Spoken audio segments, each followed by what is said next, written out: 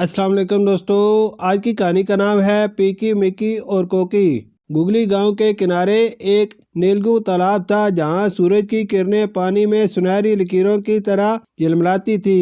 اس تالاب کے کنارے 3 شرارتی بطخیں پیکی مکی اور کوکی رہتی تھی۔ جنگل میں ہر طرف نغمے بکھری تھی، درختوں پر پرندے گنگناتے، کوئل اپنی سریلی کوک سے ماحول کو جادوئی بناتی، بلبل دلکش راگ چھیڑتی اور مینا اپنی شوخ آواز میں نغمے گنگناتی۔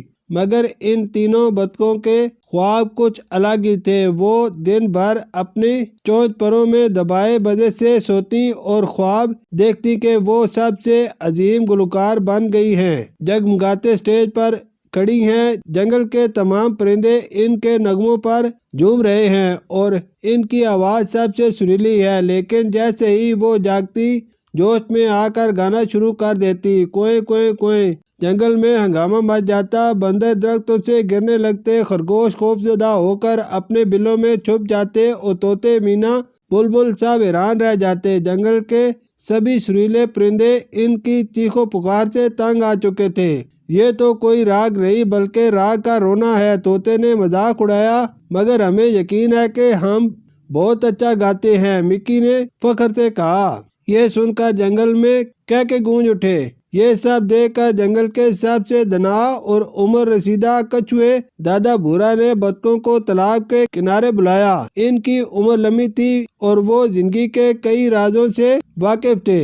میرے بچوں، گانا صرف اونچی آواز میں چلانے کا نام نہیں ہوتا، یہ دل سے محسوس کرنے کا نام ہے۔ جب کوئی سچے جذبے کے ساتھ گاتا ہے تو قدرت بھی اس میں شامل ہو جاتی ہے۔ جنگل کی زبان میں گانے والے پرندے قدرت کی موسیقی کے امین ہوتے ہیں۔ اگر تمہیں گلوکار بننا ہے تو پہلے قدرت کی موسیقی کو سنو، پھر اپنی آواز کو سمجھو اور تبھی تمہاری آواز میں بھی جادو آ سکے گا۔ بطخوں نے حیرت سے ایک دوسرے کو دیکھا۔ تو کیا ہمیں پہلے سننا ہوگا؟ کوکی نے پوچھا۔ ہاں میرے بچوں، دادا بھورا نے مسکرا کر کہا، گانے سے پہلے سننا سیکھو، کیونکہ جو قدرت کو سنتا ہے وہی قدرت کے سنگ گاتا ہے۔ بطخوں نے پہلی بار غور سے جنگل کے گانے والے پرندوں کو سنا۔ کوئل، جسے جنگل کی زبان میں نغمہ گر یا بسنت کی پیغمبر کہا جاتا تھا، اپنی مدر کوک سے ہر دل میں بہار جگا دیتی تھی۔ بلبل، جسے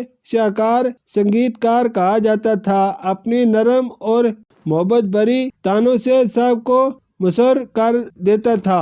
مینا، جسے شوخ راگنی کہا جاتا تھا، اپنی سبک اور نغمے سے جنگل کو مسحور رکھتی تھی۔ طوطا، جسے چلبلا گویا کہا جاتا تھا، الفاظ کو خوبصورتی سے دہرانے میں ماہر تھا اور اپنی مخصوص لے میں سب کو مضبوط کرتا تھا۔ پپیا، جسے پر کا سندیشی ڈاکیا کہا جاتا تھا، برسات کی آمد کا سندیشہ اپنی درد بھری پکار میں دیتا تھا۔ بطخوں نے فیصلہ کیا کہ وہ بھی سیکھیں گی۔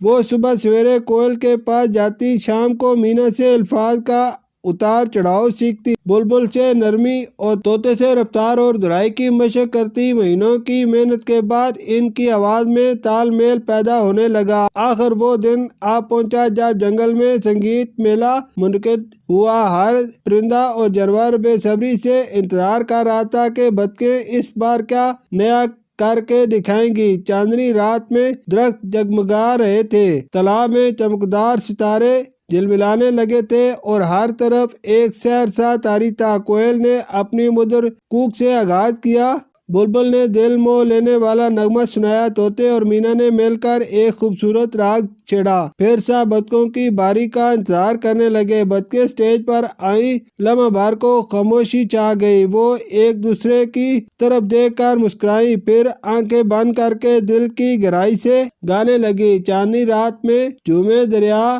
ہوا گنگنائے، جیسے ہو ساز بجا، پورا جنگل خاموش تھا۔ یہ پہلی بار تھا کہ بطخوں کی آواز میں شور نہیں بلکہ سر تھے، مدر، نرم، خوبصورت۔ ان کا گانا روایتی طور پر کوئل یا بلبل کی طرح سریلا نہیں تھا، مگر اس میں ایک جذبہ تھا، ایک احساس تھا، ایک دلکشی تھی۔ جیسے ہی گانا ختم ہوا، جنگل میں تالیوں کی گونج بلند ہوئی۔ یہ تو جادو تھا، مینا نے خوشی سے کہا۔ اب تمہیں سنگیت کا اصل مطلب سمجھ آ گیا۔ دادا بھورے نے فخر سے سر ہلایا۔ اس دن کے بعد بطخیں صرف خواب دیکھنے میں وقت ضائع نہیں کرتی بلکہ اپنی آواز کو مزید بہتر بنانے کے لیے روز مشق کرتی، اور اب ہر شام جب جنگل میں موسیقی کی محفل سجتی تو ان کے گانے بھی اس کا ایک اہم حصہ ہوتے۔ بطخوں نے سیکھ لیا کہ خواب دیکھنا خوبصورت بات ہے، مگر انہیں پورا کرنے کے لیے محنت اور سچی لگن ضروری ہے۔ اور سب سے اہم بات، سنگیت صرف آواز کا نہیں بلکہ دل کے جذبات، احساس کا بھی کھیل ہے۔ شکریہ۔